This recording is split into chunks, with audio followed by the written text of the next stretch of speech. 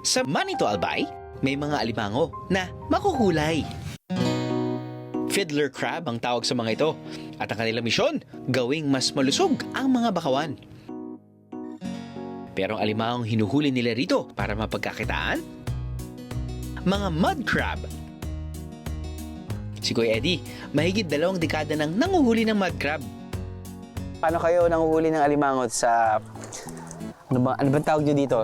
Tawag namin dito sa amin, bubu. Bubu. Bubu. Nilagyan mo ng pain para pumasok yung alimango. Para pumasok yung alimango. So, papasok po yung alimango mula sa kaliwat kanan. Oo, kaliwat kanan. Oo. Pagpasok ho nila, stuck na po sila dyan. Oo. Hindi na po sila makakalabas. Iniiwan ng mga bubu o trap sa putikan tuwing low tide ng alas 10 hanggang alas 11 ng umaga at sa kanilang ito babalikan kinabukasan.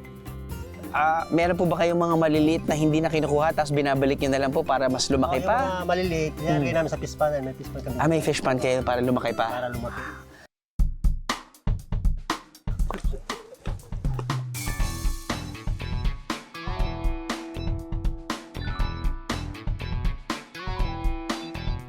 So, normally, 1, 2, ganyan. Oo, hanggang 3. Hanggang 3, okay. Tapos yan, dinadala nyo na lang papunta doon. Oo, doon namin tinatalian sa baba.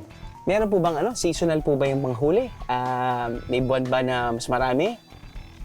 Oo, may buwan. Ano pong buwan na mas marami? August. August.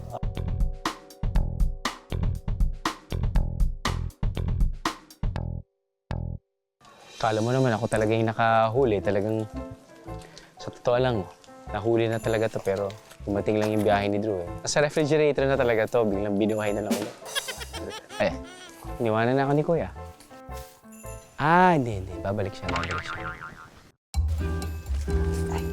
Oras na para talian ng mga alimango. Kailangan ihulog na ganyan. Oo. Para hindi sila makagalaw. Sorry, guys.